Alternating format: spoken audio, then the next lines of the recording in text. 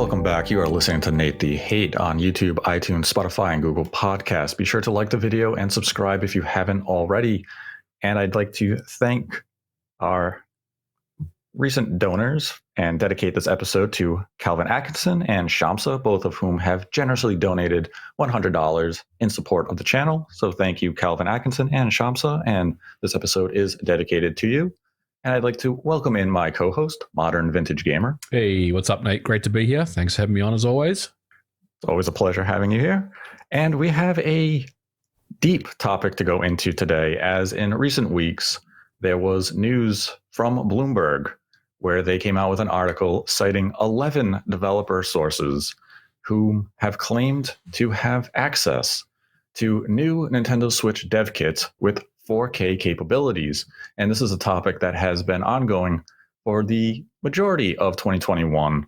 And per Bloomberg reporting earlier this year, they had anticipated that this hardware would have launched in 2021. And they also made note of that in their article and how it is believed by at least one of their contacts with knowledge of Nintendo hardware that the semiconductor shortage may have played a vital role in delaying this new hardware. But it was a very in-depth article, and it was met immediately with doubts, as Nintendo put out a statement, as well as one of the developers cited in the article named, which was Zynga. And they put out a statement, and there's also been some doubt as to whether or not this new hardware could have backwards compatibility with the current Switch per some data miners.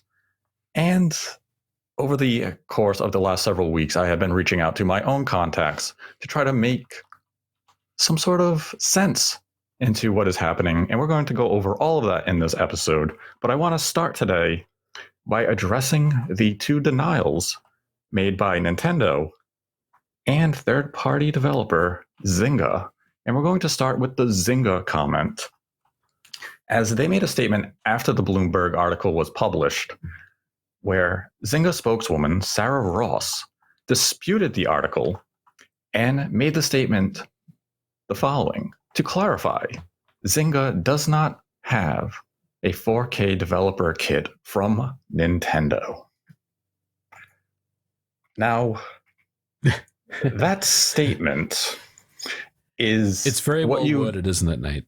Yeah, it's perfectly worded. This is a marketing statement. And the reason Zynga came out with a statement is because, as mentioned, Zynga is mentioned by name in the article, which means the source that talked to Bloomberg gave permission to allow Zynga to be named as one of the development studios in possession with a Switch 4K dev kit. And the statement, of course, they're going to come out and deny it. You have to. Nintendo would have put pressure on them to come out and deny it, because acknowledging you do have a dev kit would be a violation of the non-disclosure agreement that the development partners have with Nintendo. But the statement uses very careful wording. Zynga does not have a 4K developer kit from Nintendo. What that says is, read between the lines. We don't have it from Nintendo, but it does not mean we were not provided one by a publishing partner that we are working with, who may have gotten the developer kit from Nintendo. And if that sounds confusing, it shouldn't. This is a very common practice in the industry itself. You have numerous studios, be it big and large, who have subcontractors. And when they need work done on a platform, the bigger company, let's use as an example, like a Capcom or Square Enix, they are going to give these smaller companies dev kits that they have partnered with to make software on them. And that could be exactly what Zynga is saying with the statement here. Or it can be far more simple, and they're just denying it because they have to deny it. Now, Nintendo's denial is a little more interesting. And this is something we've seen Nintendo do before. They did it several months ago with another Bloomberg article, but that was about the bill of materials for the Switch OLED.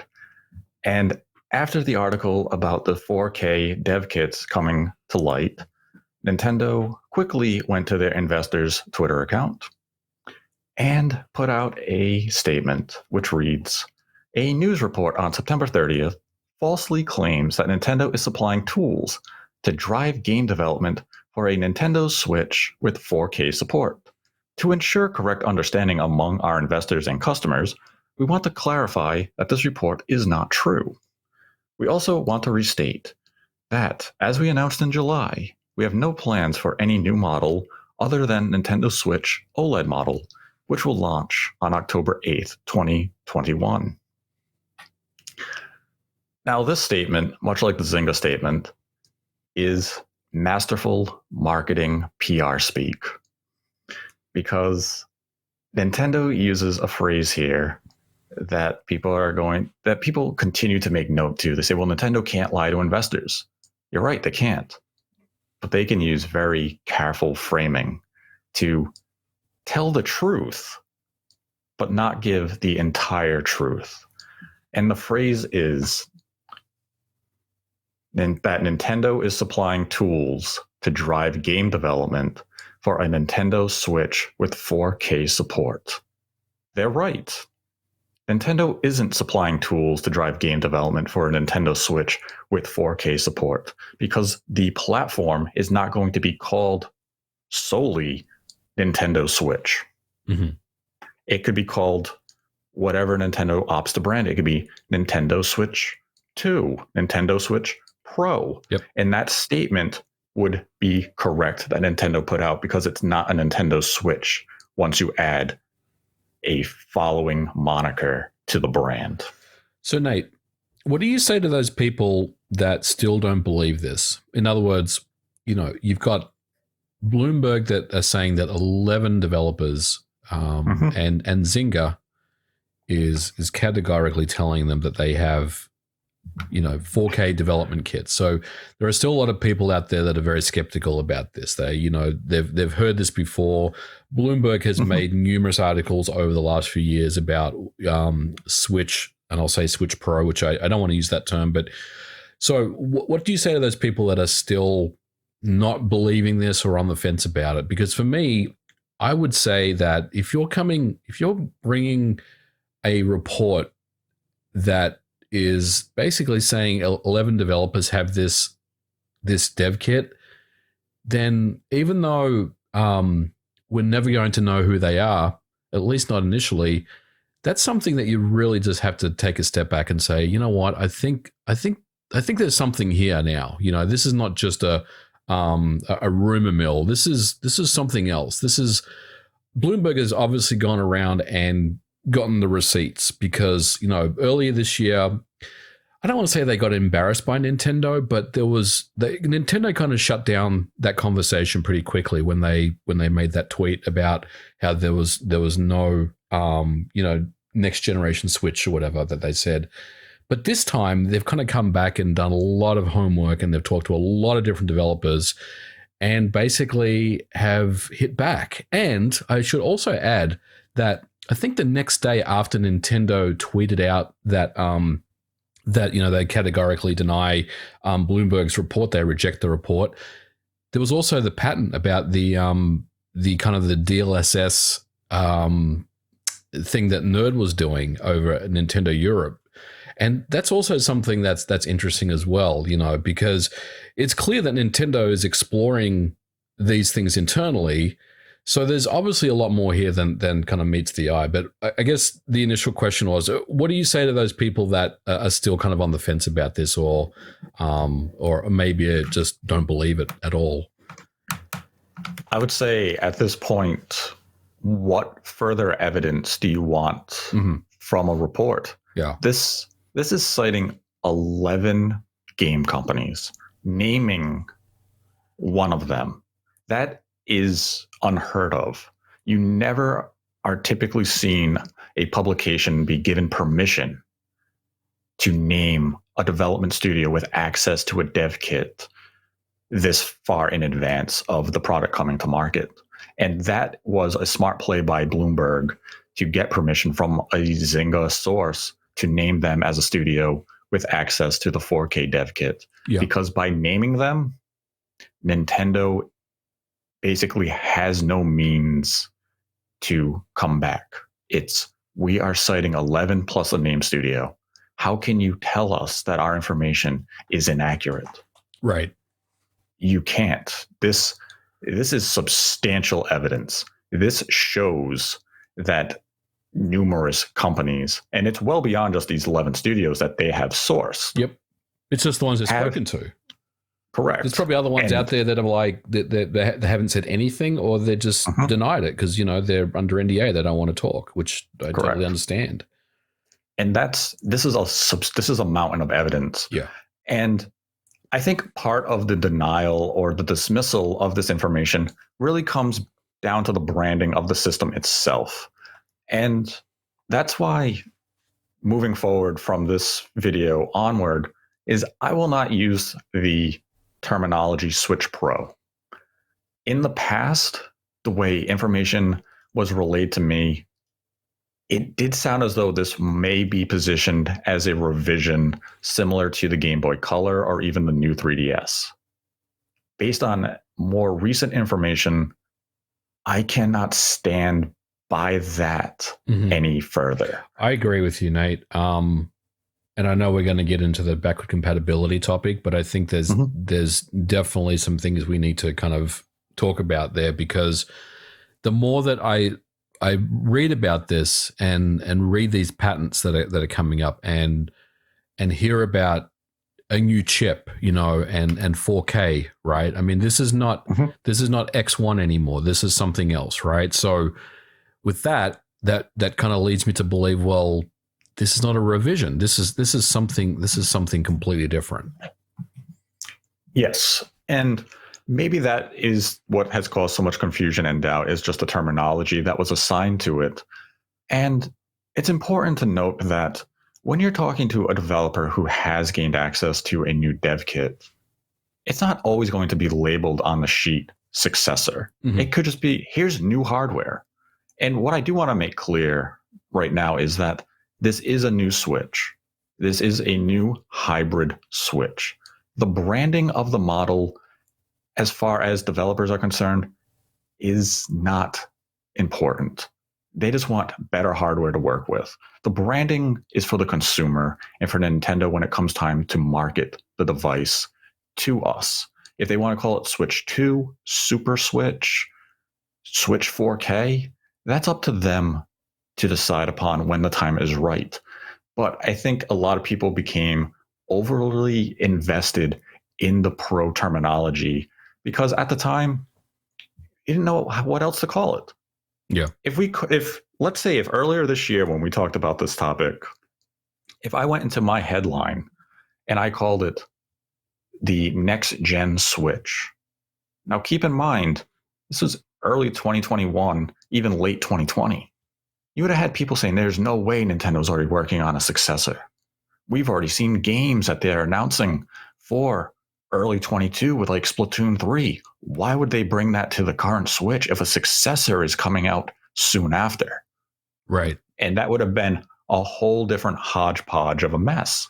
So let's not focus too much on the branding and focus more so on the idea that there is a new Switch in development. The dev kits have been distributed. It has 4K functionality. It has DLSS, and that Nintendo is moving into the future for this family of hardware. It could still be positioned like the Game Boy Color, which is a piece of hardware that is hotly debated over what is it actually. Nintendo counts Game Boy Color with the Game Boy when it comes to sales.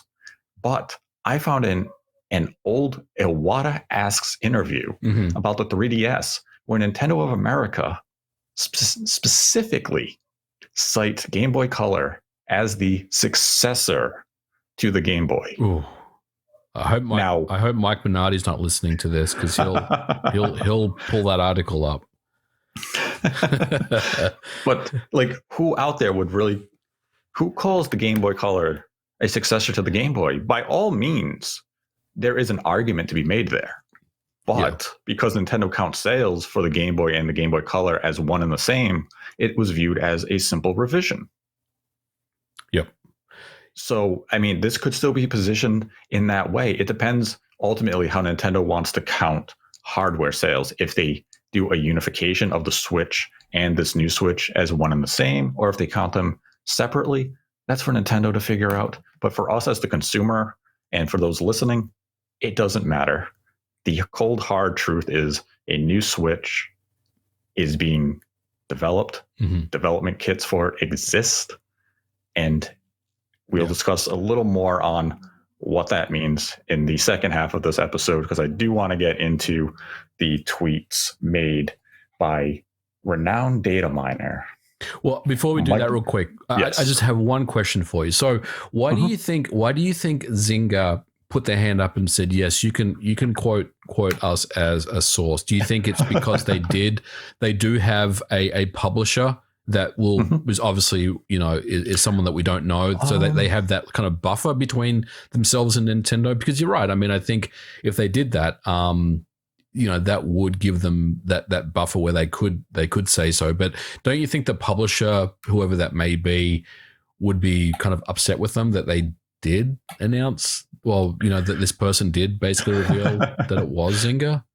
It's a pretty ballsy move, I guess, is what I'm saying. It is. It could land the person, the company, their relationship with their publisher, potentially their relationship with Nintendo. All that could be under jeopardy. 100%. And that's where it's really left up into interpretation of, was the source just foolhardy to give permission to have their studio named?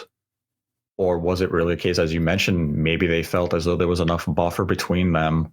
Maybe they viewed it as, this really isn't that much of a secret within the industry. Yeah. Right. Dozens, maybe even hundreds of other developers have access to this dev kit. So nameless. Yeah. Is it really going to be that big of a problem if it happens? Because from conversations I've had, this really isn't that much of a secret in the industry. Developers with the dev kits they talk to each other about it. They will acknowledge it. Maybe not to the public extent where they're going to have their studio named in an article or a podcast or anything like that. But this is known. And it was a risk by Zynga, because as we've seen in the past, Nintendo likely has or will put pressure on Zynga to do an investigation. Find out who gave permission, who was the source. Yeah. And it can damage the relationship. I mean, the only title that we know that Zynga is making for the Switch is the now delayed till 2022 Star Wars game. Right. Is that the title that's in development for the 4K Switch? I would probably doubt it. I mean, I think whatever Zynga's doing, that it's an unknown project that we're not really familiar with. That's what I would say. I mean, that could very well be the case too. Yeah. And I would imagine Nintendo's investigating. Zynga has probably done an internal investigation to find out. Yep. And, if you are a company like Zynga, you do have to wonder, how is this going to reflect on us with Nintendo moving forward? And you never know what's going to happen. Leaks happen in the industry. People talk. It's part of, it's day-to-day operations. It happens. But this definitely could have some form of repercussions on the source and the company moving forward. And Nintendo definitely wasn't happy to see a publishing or a partner named directly. Right. So it was that was definitely a shocking thing to see in the article itself. But as we mentioned earlier, it's harder for Nintendo to dismiss the claims in the article when you do have a specific company named. Yeah, absolutely.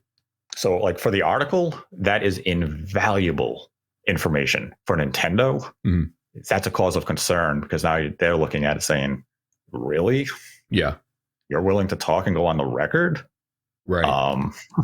That's not what we want to see from partners moving forward, especially a company like Zynga, which, as noted in the article, has never made a console game before. Yeah. So now you're Nintendo and we're giving you this opportunity and you come out and name yourself?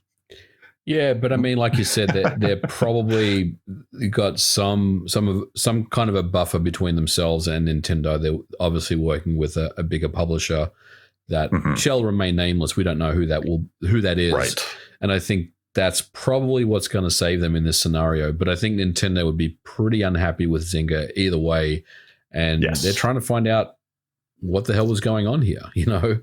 Yeah, I definitely think the source felt well insulated and they thought they were safe enough that they gave the approval to name. Yeah. And maybe in retrospect to saying, well, maybe I shouldn't have done that. Yeah, it's true. But in the moment, I thought it was a good idea. One topic that was hotly contested was the idea of this platform having backwards compatibility. And backwards compatibility has really become an expectation. Microsoft, I would say, has set the new standard for backwards compatibility with hardware. And Sony definitely isn't up to par with it. They do have backwards compatibility with the PlayStation 4, but PlayStation 1, PlayStation 2, and PlayStation 3 games remain to be missing as far as PS5 backwards compatibility is concerned. And with the Switch, Nintendo essentially made a brand new start. We understand why it wasn't backwards compatible with the Wii U, because Nintendo's account system, especially for digital games, was a disaster. They had to completely restructure what they had in place, and switching from disc to game cards already proves a challenge and an incompatible means of backwards compatibility for physical games. But moving forward, you would anticipate that Nintendo would have backwards compatibility for the Switch and any other platform moving forward that shares the Switch form factor. And this has been disputed by Michael Skyers, noted data miner, where they don't feel as though there's any actual evidence to suggest that Nintendo will have backwards compatibility with this new 4K Switch, citing that Nintendo can't use a non-Maxwell GPU without recompiling every game and giving up backwards compatibility, because every game embeds a full Maxwell GPU driver stack, including precompiled native shader assembly. Now, some have countered this argument, noting that NVIDIA has the unified driver architecture, and that this would allow them to have backwards compatibility moving forward for their GPU line. Now, this is an area that is definitely well beyond my level of expertise, but it falls nicely on your lap, MVG.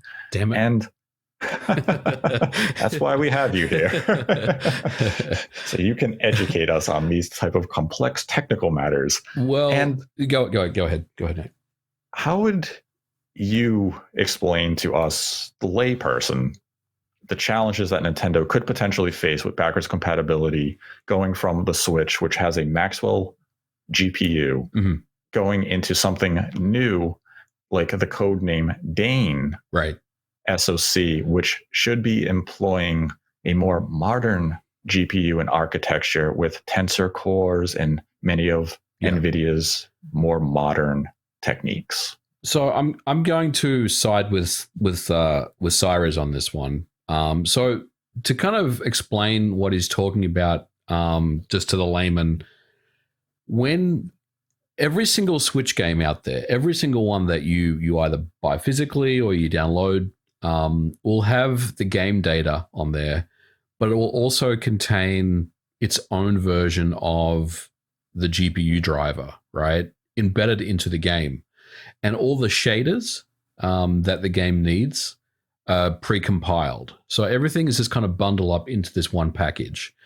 So with what Cyrus is talking about is, even though there is, that kind of unified architecture, unfortunately, it's not as easy as just taking that bundle and then running it on a non-Maxwell GPU. What you have to do is recompile every game or provide a patch, right? Or you give up backward compatibility. And that's pretty simple. And I agree with him. And when I talked about, so I made a video before the OLED came out, when it was announced, earlier this year. I made a video talking about my concerns about why I didn't feel like the OLED was enough of a step forward. And then I talked about potentially what's next for the Switch. And I also mentioned the same thing as what Cyrus was tweeting about. And that is, unfortunately, backward compatibility is something that Nintendo is going to have to solve for. So there is just no easy way of releasing a new SoC and then having these games run natively on it. It's just not going to work. So what can be done, though? So there obviously are some solutions to this, right? This is not a case of, well, Nintendo screwed, they have nothing. What they can do, they can do a couple of things, right? They can bring out patches so that they can take their entire first-party library and patch them, right? And that shouldn't be something that would be a huge undertaking for them. They could also open up, a specific tool to third parties that is basically a thing that says, hey, this is what you need to do to get your games patched and ready for whatever's next for the Switch. We'll call it the Switch 4K. So there is a streamlined kind of update process that all developers can utilize to do that. So that's something that they can provide, which essentially just takes what they have and then just repackages it as something that is native for the new SoC. So they could absolutely do that. That's obviously something that is a part of the development kit that they would offer. The third option, and this sounds crazy, but it's something that Nintendo has done before, albeit it's not something that has been done in a long time, but they could technically just add an X1 chip onto whatever motherboard this is, and then just have it deal with it that way. Like I said, they've done this before many times, actually, with, the Wii. They've done it with the 3DS. They've done it many times before where they've got older chipset hardware on whatever system they're bringing out. So they could put an X1 on this motherboard, and then that problem would simply go away. And the fourth option, Nate, and this is really controversial, but I want you to think about this. What if they don't offer backward compatibility? What if this is a product that is truly a next generation update or a next generation piece of hardware? And they're basically telling people, look, the Switch is going to continue on for another 4 or 5 years, and we're going to continue to support it, and we're going to continue to sell it. But you also can move over here on the side and have this premium 4K model that, yes, some of our games will be patched to run, but this is the future, and we want you to jump on board. So, I mean, they're probably it's got to be one of those 4 scenarios. Now, the last one is a little probably far-fetched because you're giving up 100 million Switches, right? but here's the thing, and I've thought about this a little bit, right? The PlayStation 3 was very successful. When the PS4 came out, obviously it couldn't run PS3 games. And everyone was like, why did I upgrade to a PS4? But the PS4 ended up selling 100 million units over its life cycle anyway. So people are going to embrace new hardware no matter what. A lot of people don't really care about backward compatibility. If you end up bringing out a new Switch model that is not backward compatible, but it does have, we'll say, updates to Super Smash Brothers, Breath of the Wild, Mario Kart, Mario Odyssey, Mario Party, the big Nintendo games that just sell millions and millions. What do you think it's really a huge deal that they don't support backward compatibility in that scenario? See, I would say yes. I think it is a big deal if they do not support backwards compatibility, and I'll tell you why. Back when the PS3 came to market, I'll say that digital releases were still new. True. Yep. There's still some uncertainty. In these recent years, all 3 console manufacturers have made a big push towards digital sales. And if you're going to release a brand new product like a new Switch 4K and you're not going to have backwards compatibility, you're essentially telling your base, don't invest in digital because we're not going to support you moving forward. And I think that's where, if you're a company, be it Nintendo, Microsoft, or Sony, you cannot have that narrative enter the minds of the consumer. Yeah. And that's where I think Nintendo definitely will have backwards compatibility. How they achieve it, is still to be determined. As you mentioned, they could put an X1 on the motherboard and have that native backwards compatibility, which we've seen them do with like the Wii U, where they had an built-in Wii in the hardware, or with the Wii itself, where you had essentially a built-in GameCube. And one thing I do want to make mention is, since Dane is very likely a custom chip that Nintendo has contracted NVIDIA to create for this specific hardware, I'm sure the discussions are in place of how can we achieve backwards compatibility.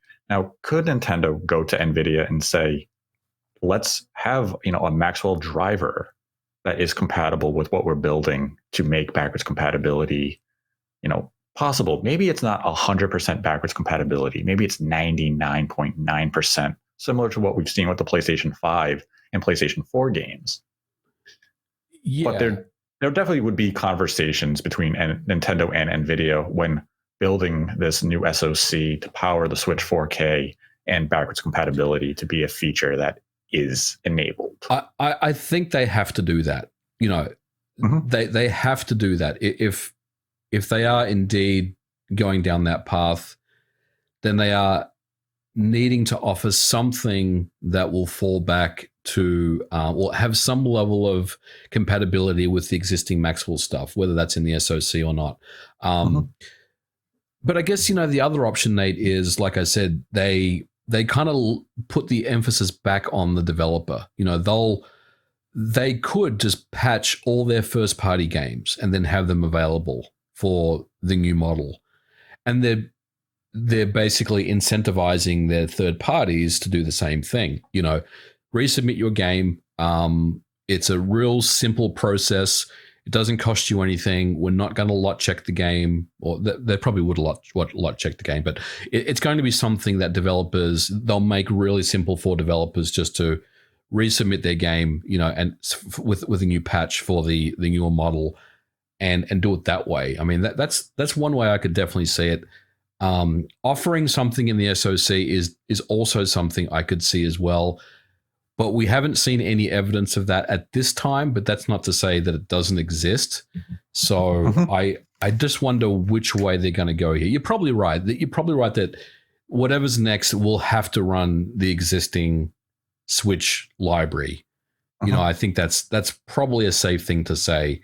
But I can't get my head around which way I think they're going to go on this one, because they could potentially go many different ways on this. Yeah, there's definitely many avenues for them to explore. And I mean, this is a matter for NVIDIA and Nintendo to solve. And as mentioned, if Nintendo did pivot and say, we're not going to have backwards compatibility with the current Switch on this new Switch hardware, that's just a nightmare scenario. And as you mentioned, yeah, if you have brand new Zelda, a new Mario Kart coming to the hardware, it would still find success, but I would definitely be a very vocal critic to that move. Here's another question, though. What if we don't see this system for another 2 years? And by that point, we're almost begging Nintendo to give us new hardware, and we don't care about the Switch as much as we do today. You still need that backwards compatibility. People have invested hundreds, if not thousands of dollars into digital libraries, and to tell them when your Switch breaks, you have no means of accessing those games in the future, that's a slap in the face of the consumer. Like, I would never go a digital purchase again, because I would look at Nintendo and say, I can understand why you did this from the Wii U to the Switch, because you completely changed format, you completely changed direction. I gave you a pass there. Yeah. To give me a new Switch with the same form factor, it's still a hybrid in nature, and to say we're not doing backwards compatibility of any kind, and say I'm done digital with you. Enough's enough. You're probably right. And Nintendo's probably trying to solve for that right now. Like, literally, I think. Yeah. They're trying to figure out how they can make this work.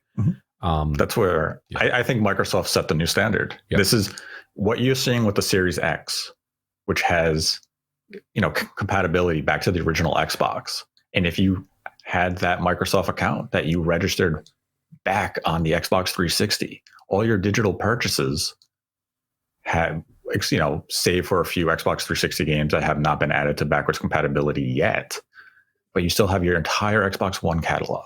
Well, you have a percentage of your Xbox 360 catalog. And don't forget they're patches, right?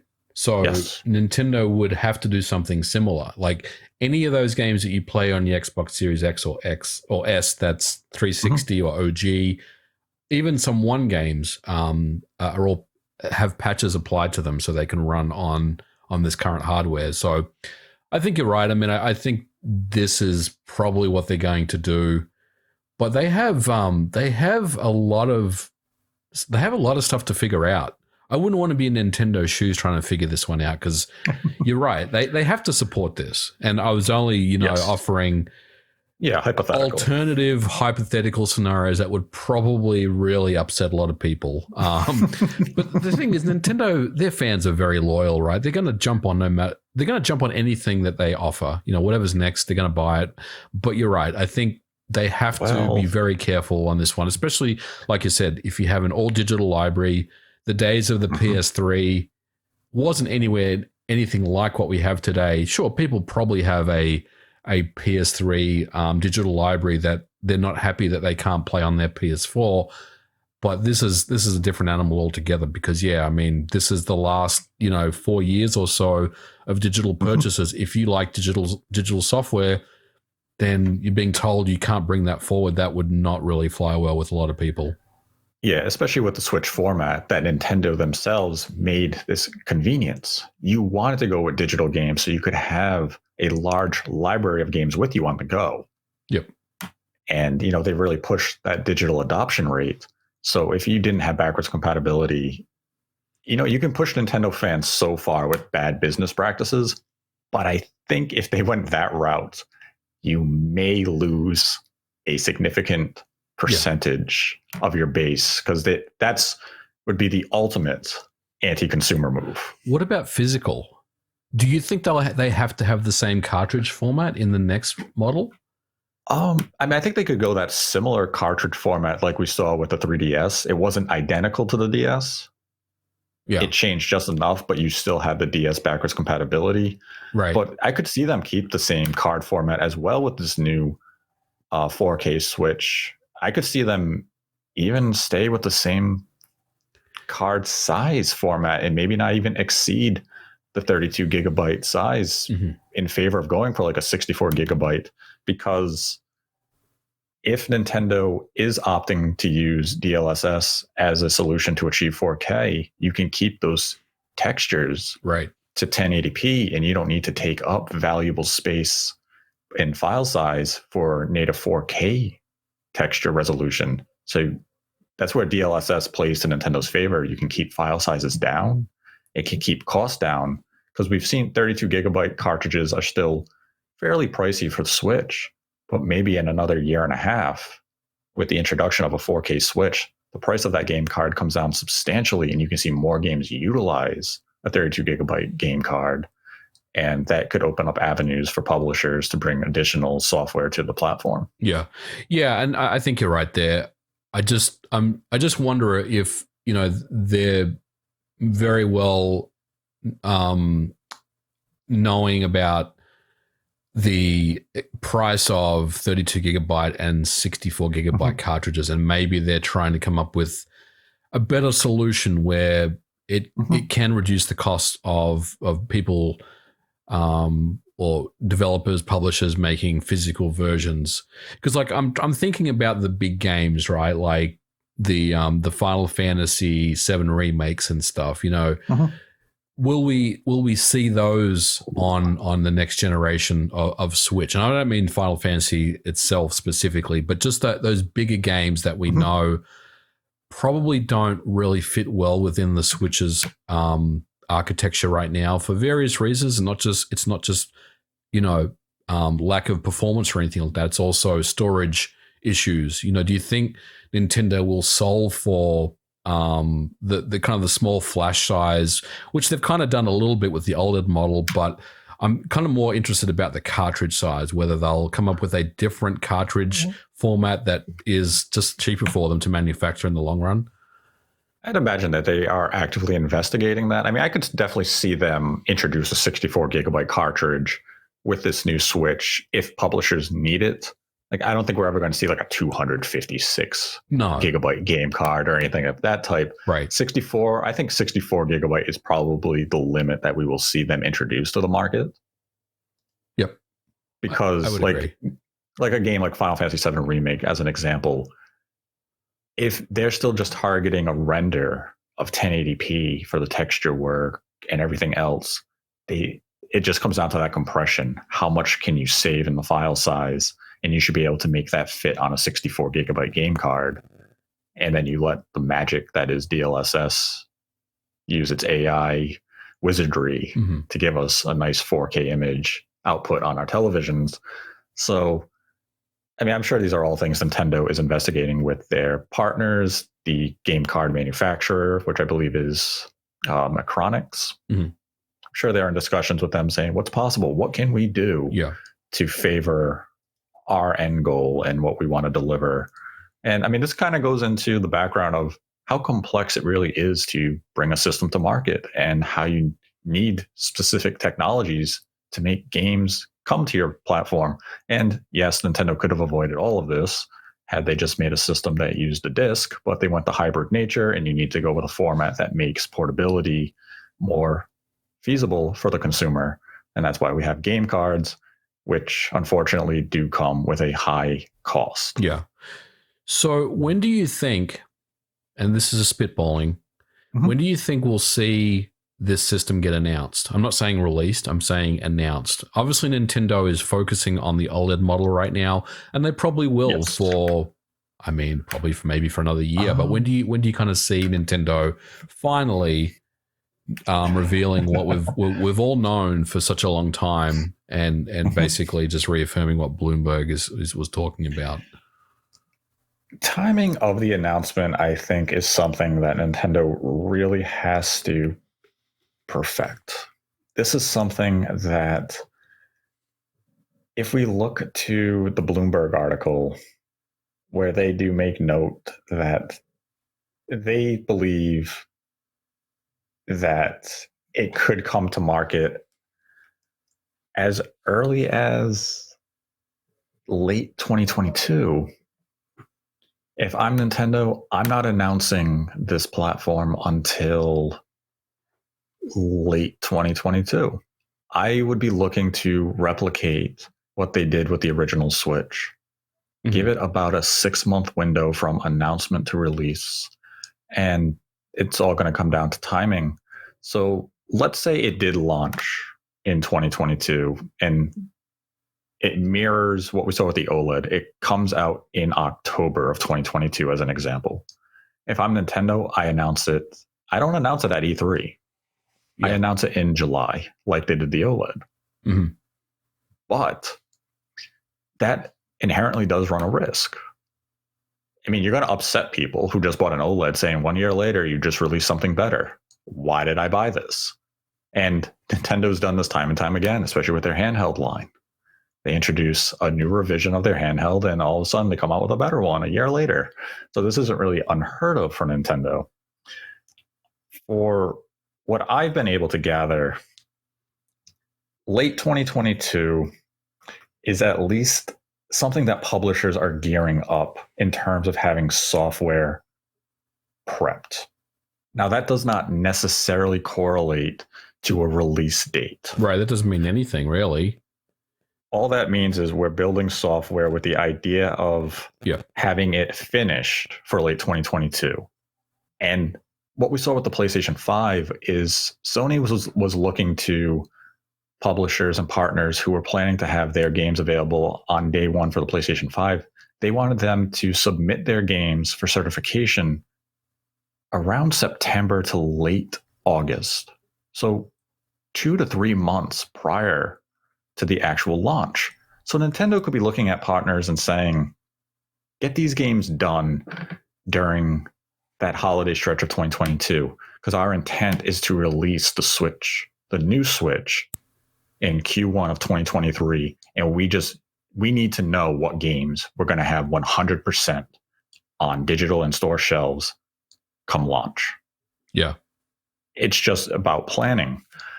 And that's where, if now if this hardware doesn't come out until early 2023, let's say March of 2023, if I'm Nintendo, I don't announce it until October. Right. Yeah, I mean, I that kind of falls in line with what I was thinking as well. And I wonder, how that factors in with stuff like Breath of the Wild 2 as well, which may not even come out next year. Let's be honest. They were hoping for next year, but it's probably a 2023 game. Let's be honest, right? See, that's the thing with this hardware, is that I'm sure everyone saw the 2022 mention in the Bloomberg article, and the first thought was, if this hardware comes out in late 2022, that's when we are anticipating to see Breath of the Wild 2. Is Nintendo going to position that as a launch game? It's a natural conclusion to jump to. And maybe. I mean, in what scenario do you really see Nintendo launching new Switch hardware? Let's say it was in March of 2023 that Nintendo is going to launch Breath of the Wild 2 in November of 2022. Right. And the new hardware is not going to have its own version of Breath of the Wild 2 with, 4K compatibility. Of course they're going to do that. It's one of the biggest sequels to release in modern history. There is no scenario where that doesn't happen. It has to happen. Exactly. It has to happen. And I really wouldn't be surprised to see Nintendo position the two day and date with each other. They don't have to, but I wouldn't be surprised to see it happen. Mm-hmm. Now, one thing I do want to touch on before I kind of get into some of my own information that I've gathered over the recent weeks is that the OLED launched with a brand new dock. And there's been a lot of discussion about one of the mystery chips inside. And you've discussed this in your OLED breakdown video a bit. Do you believe that this dock is future-proof and it may be compatible with the new 4K Switch? Initially, when I saw the reports, Nate, I thought maybe it would be, but after playing around with the OLED model and firsthand looking at this stuff, I don't believe so. I don't think this has anything to do with what's next. Initially, I thought maybe this was a future-proof approach for Nintendo to give us a dock which they're going to reuse for whatever's next. But I don't believe that is actually the case. What I think has probably happened here is it's a simple case of economics. The older dock that you find on the Redbox Switch and the base model Switch runs HDMI 1.4. And the reality is sourcing those components now is a lot harder than it used to be. And it's more expensive because they don't really exist as much. The 2.0 stuff that you find is commonly available everywhere, and it's the cheapest one. It's kind of what's readily available today. So I think Nintendo ultimately just decided to move to that format because it was just cheaper for them, So that's really what it comes down to. Yeah, I think that's a well put statement, and I understand why people could look at it and say, "Oh, this is future-proofing it," but right now that display port isn't even enabled. So there's really no way we can really look to it and say, what does this mean for the future? Until Nintendo update the dock and we can actually see the chip in use, there's not much to take away. Because if you look at the current dock for the launch Switch, there was a USB 3.0 that was never used. So sometimes these things just come to market with a component that's never utilized. And maybe it was a glimpse of something that Nintendo was contemplating being used at some point that just never came to market. It was prototyped and they ditched it. We don't know, but I would anticipate that the new Switch launches with its own new dock. And based on some of the reports that we've seen of the Ethernet LAN adapter in the OLED dock, Nintendo may want to update that to something that allows for higher speeds. Yeah, so the current dock, even though it is USB-C and there's USB 3 in there, the LAN adapter, the Ethernet adapter, uses USB 2.0 speed. So it's quite disappointing, actually. And one of my biggest criticisms of the OLED model, and look, it's not just the dock that's to blame. It's a number of different things. But ultimately, and what I want to say is, I mean, we're not reviewing or ragging on the OLED model, but at the end of the day, the speeds that you get from the wide Ethernet is a lot lower than what I would anticipate. So it's a little bit disappointing there for sure. But to your initial point, Nate, I don't think this dock is any type of look into the future, what Nintendo is planning on giving us next. I think whatever is next will be brand new hardware with a brand new dock, if that's the approach that they take. I don't think this has any part to play in what's next. Right, I would agree with that, because we haven't seen Nintendo release the current Switch without a dock option in any of the Western markets. It is available as an option in Japan. So it would seem a little odd for Nintendo to be packing this dock with this OLED model only to release a new Switch, let's say in 18 months, and give us the exact same dock again. That's really not Nintendo's way. And I don't see them coming to the market and saying, well, here's a dockless option where you can save yourselves, $50 or $100. I think it would be a brand new dock with better components to allow all the features that Nintendo hopes to achieve with the system. Now, since the Bloomberg article came out, I had reached out to numerous contacts of my own to try to make sense of the information, see if elements of it are accurate, and to get more clarity on certain points made. And I'm going to discuss some of that now. And as mentioned prior, I will no longer be referring to this as a Switch Pro. Based on the conversations I have had, it is clear that this is new Nintendo Switch hardware, but it is not clear to me how it's going to be positioned. I do not know if it's going to be positioned as a Switch 2 or if it's going to be positioned simply as a revision. So moving forward, I am going to refer to it simply as the Switch 4K, because it does have 4K compatibility, and that is going to be achieved with DLSS.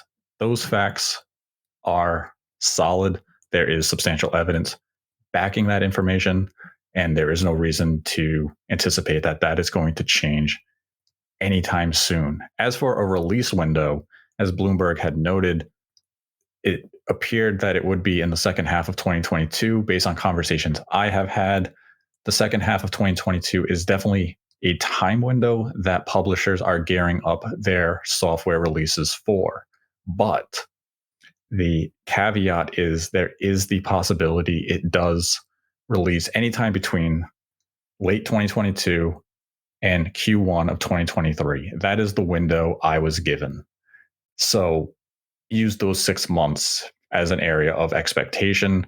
I believe if the idea of an early 2023 release is already being communicated, it means Nintendo has investigated supply, manufacturing, and they are just simply uncertain where it will fall within those 6 months. So they're giving developers and publishing partners an earliest scenario and the latest scenario.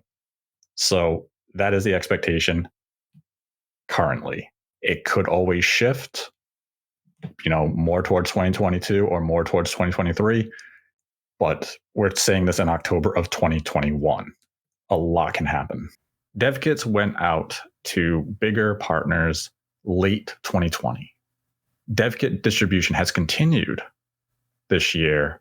And as mentioned again earlier this year, Devkits went out in June to some of these smaller partners. So Devkits have been rolling out for many months now. This isn't a case of just a select few. It is a substantial number of developers have access to the system at this point.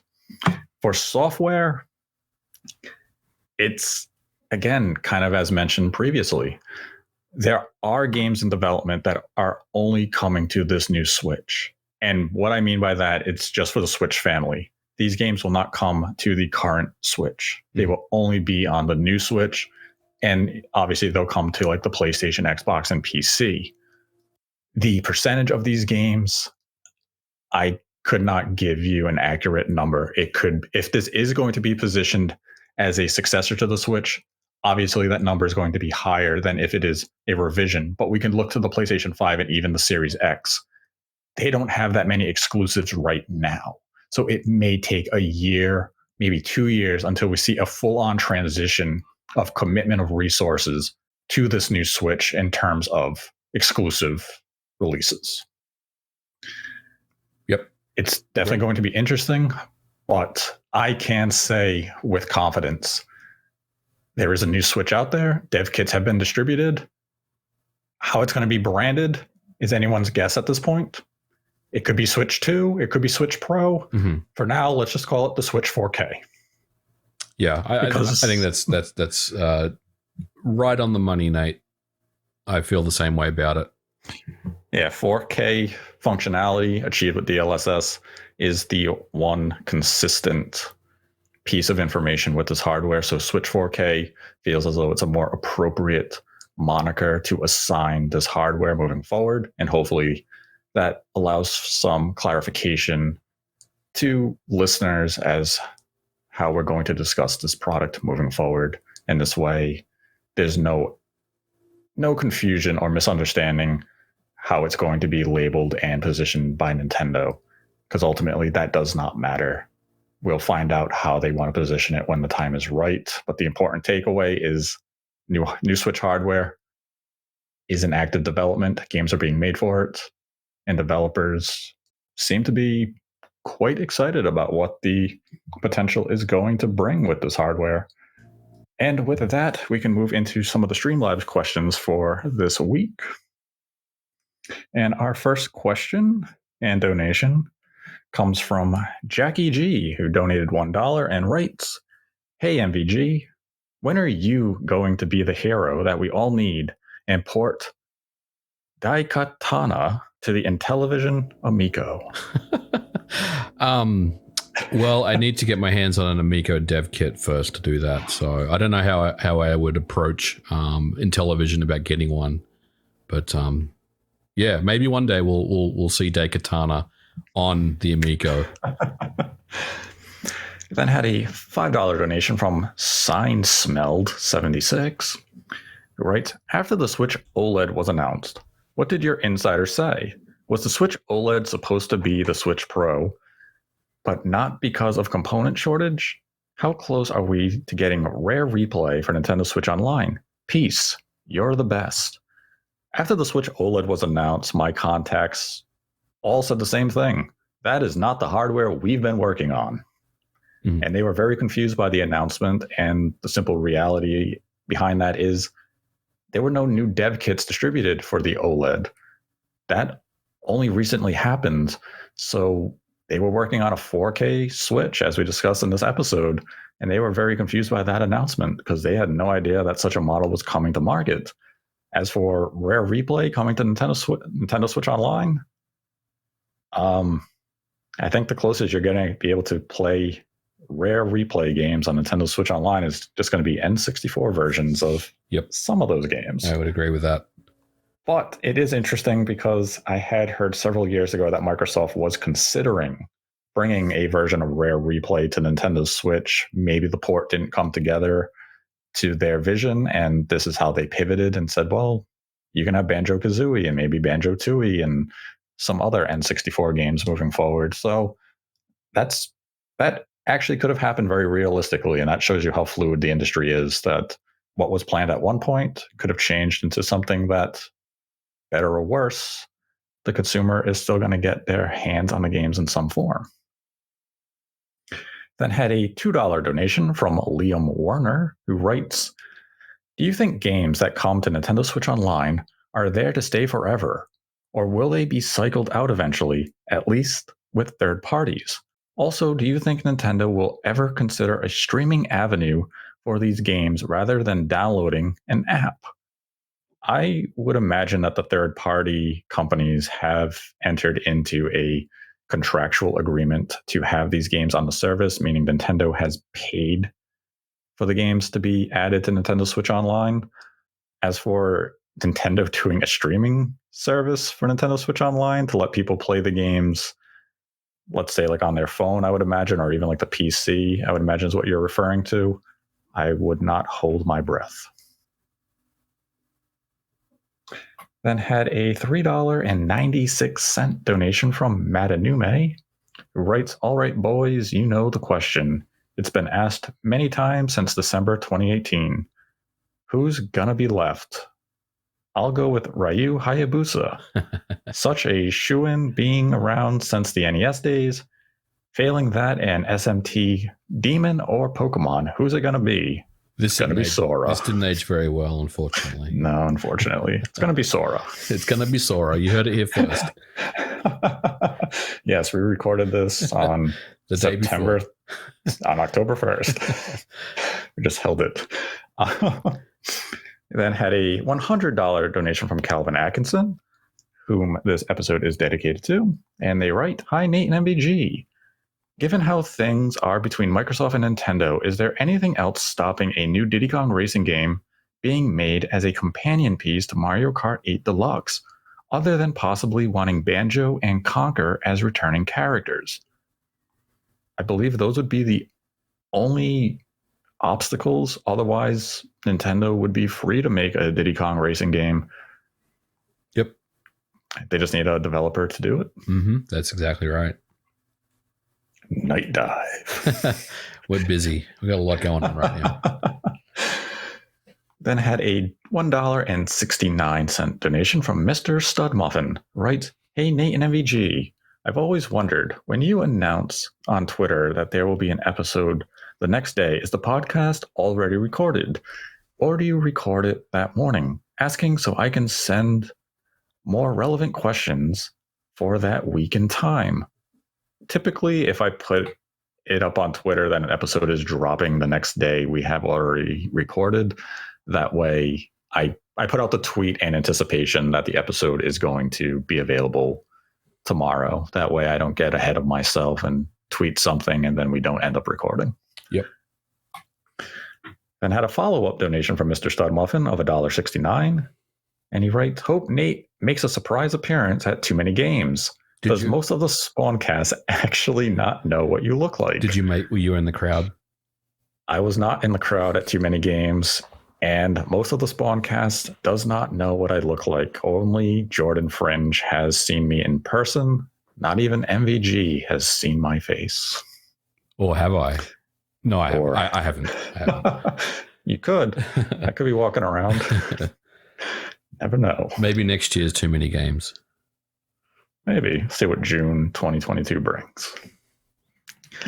Mr. Studmuffin followed up with a $4.20 donation and writes, "As always, keep up the great work, my dudes. Coffee, milk, and hot wieners." That's right. Then had a $1 donation from Abinet12. Right, "Hi there. Greetings from Spain to Nate, MVG, and possible guest. There are two franchises I wish they made an appearance on Switch, them being Watch Dogs and The Sims. Is it feasible at all to get my hopes up waiting for both to appear on Switch?" I don't think either of those will be appearing on the current Switch anytime soon. I think The Sims would actually be a great fit for the Switch. Mm-hmm.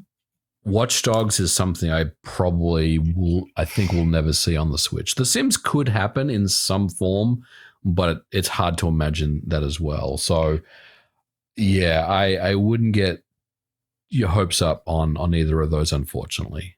Like The Sims probably has some percent chance now that they have ported Frostbite over to the Switch. Right. And the new Sims game uses Frostbite, but it's really a matter of EA investing the time and the money and the resources into making a port possible. The Sims can be a bit CPU heavy. Yep. So I'm not sure if the current Switch could really do justice to a Sims game without considerable scale. Yeah. Back. And Watch Dogs ran on the Wii U. So, I mean, technically Watch Dogs, and I'm talking about the first one, not 2 and 3, which obviously were more advanced technically. Watch Dogs could run on the Switch, but again, it's one of those things where it's like, how many copies do you think that would sell? And how much money would you think Ubisoft would make? Or, right. would they ultimately lose money on the deal? And I think they probably, at best, would break even on it, so they're not really thinking about it. Yeah, I think Ubisoft is best invested in doing projects like the Mario Rabbids franchise that is specifically tailored for the Switch audience. Yeah, or even Gods and Monsters or whatever it's called, that was actually a pretty good game at the end and did quite well for them. Yeah, what was that game called? Like Kid Icarus or something? I don't remember. Oh, that's a shame. They then had a $5 donation from Jose, who writes, great podcast, boys, like always. My question is, how come the DualSense control doesn't work for the PlayStation 4, but works for the PlayStation 3? With the PlayStation 5 still hard to buy, wouldn't it be the ideal controller work on the PlayStation 4 too? Love the show. Keep up the great work. That is the $1 million question. I wish it did work on the PlayStation 4 because the DualSense is a far superior controller. Right. Then had a $100 donation from Shamsa, the second person this episode is dedicated to. Thank you for your support, Shamsa. We then had a $5 donation from Skitiddles, who writes photorealistic phallic portraits. Those who follow Dreamcast Guy and RGT on Twitter will know what that is referring to. And I believe more phallic portraits are in development by Skitiddles.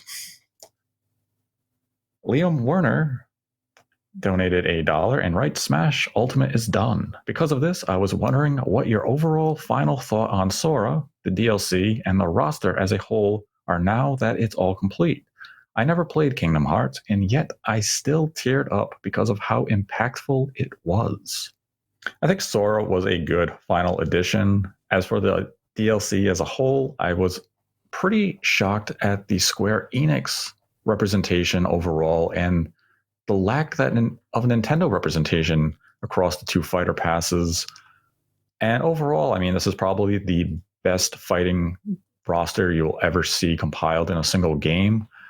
And it will be hard for Nintendo to top what they have created with Smash Ultimate, which is kind of why I'm anticipating that the next Smash game will be a full-on reboot for Nintendo to start fresh, because they know there's really nowhere for them to go at this point. Ultimate is the top of the mountain, and the only way to do better is to start over.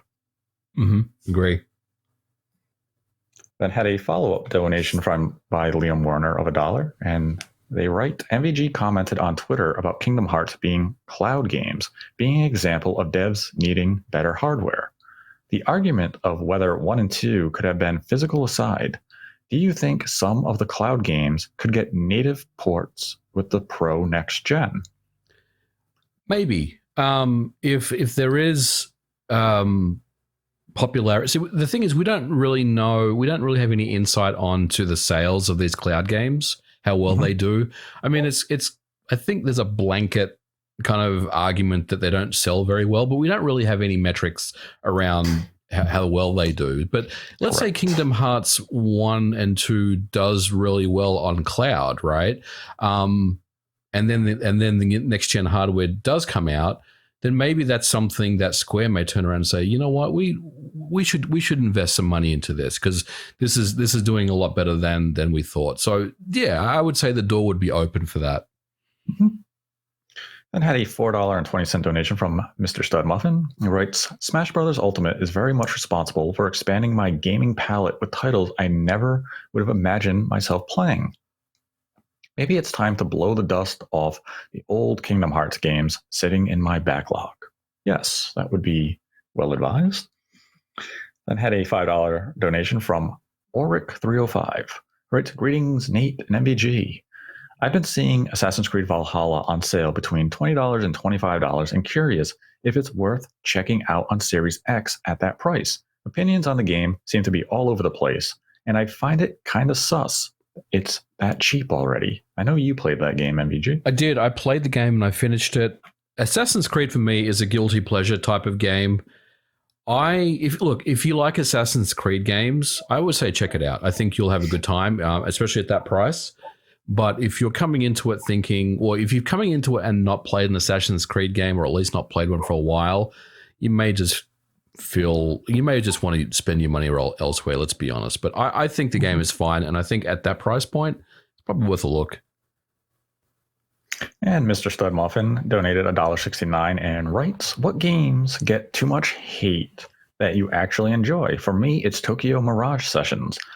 I would have been pissed too if I waited years for a SMT X Fire Emblem crossover, and what we got were singing anime idols, but even then, I unapologetically love it. Death Stranding. That's a good answer.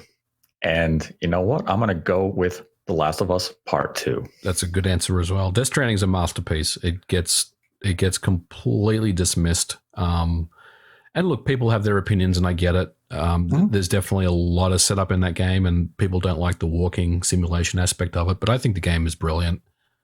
Yeah, I love Death Stranding, and I really enjoyed The Last of Us Part 2. And I know it gets a lot of hate.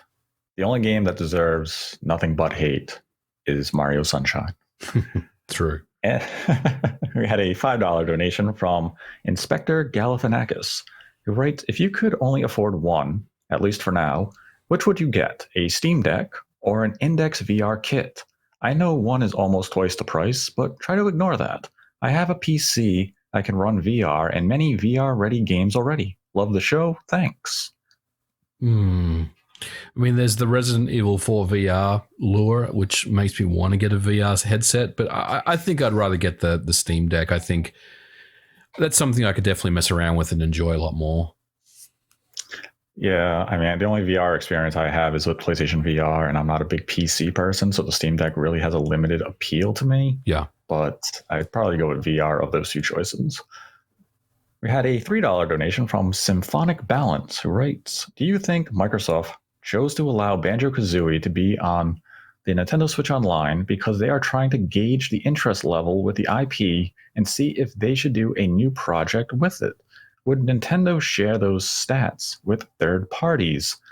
I don't know if Nintendo Switch Online is the best metric for a company like Microsoft to use to gauge potential interest in a series like Banjo-Kazooie, because typically if you want to gauge that type of interest, you would bring like an HD remaster to market, though they've already done that on the Xbox 360 with Xbox Live Arcade. Like Capcom remastered Onimusha to gauge interest in that franchise. And as far as I can tell, that remaster didn't sell all that well. But I think the leak did provide insight that they are considering doing a new Onimusha game. So I don't think NSO is really the barometer to be used to gauge interest levels in a new Banjo. Then had a $4.20 donation from Mr. Studmuffin, who writes, too many games and Spawncast Live was fun. I'd like to think you were sitting among the crowd with us at the panel, Nate. Also to MVG. Hope you're there next year to sign my Shantae Switch case. Well, if I am there next year, I will definitely do that. I will try to get out there next year. We'll see what comes of that. I know June is E3 month, so I may be at that as well. But I will do what I can to be present next year. Mm-hmm. Then had a $1.69 donation from Mr. Studmuffin, who writes, I don't remember half of the questions I sent in since the last video went up. LOL. Either way, here's more money. Seriously, though, you guys are great. Thank you. Thank you. We then had a $5.76 donation from Dr. J, who writes, hello from Ireland. Nintendo funded Forever Entertainment to port games to the Switch. Seeing as they've made Panzer Dragoon and House of the Dead, is there any chance this deal could be to port Saturn games to NSO service? Keep up the good work. I don't think so. At least not right now. I don't think Saturn is part of the conversation. Yeah, I would believe that whatever Nintendo's deal with Forever Entertainment is for something else. Yeah. It almost sounded like aspects of the deal were more for Nintendo to give them funding to seek out game deals to happen, not necessarily like Nintendo is directly like in relation to what is happening. Mm-hmm. It's definitely an odd deal. I mean, Forever Entertainment is a strange company to make that type of deal with. They don't exactly have the greatest pedigree of releases, but we'll see what happens. I mean, House of the Dead was supposed to come out this year, and since we're in mid-October and the game hasn't been seen in several months and there's been no update on a release window for the game, I would imagine it has been delayed, and I'm very curious as to how House of the Dead turns out, because they do have to solve the control issue with the lack of a light gun, and analog control for a light gun game doesn't really sound fun. It does not. But hopefully we'll find out soon the quality of House of the Dead when it comes to market. And that is the final Streamlabs question of the week. If you'd like to support the channel, we have a Streamlabs link in the description below. Donate any dollar amount, ask a question. We will answer it at the end of the episode. And today's episode is once again dedicated to Calvin Atkinson and Shamsa. We'd like to thank you for your continued support of the channel. And I'd like to thank my co-host, Modern Vintage Gamer, for joining me as always. Thanks for having me on, Nate. Always a pleasure. It was fun and a deep conversation. I enjoyed it. I did as well, and hopefully those listening learned a thing or two about the Switch 4K, what to anticipate, and also about how backwards compatibility can be made and how PR teams use masterful wording to deny things and omit telling the complete truth, but don't necessarily tell a lie. And if you enjoyed the episode, be sure to give the video a like. If you didn't, give the video a dislike. Leave your thoughts and a comment below.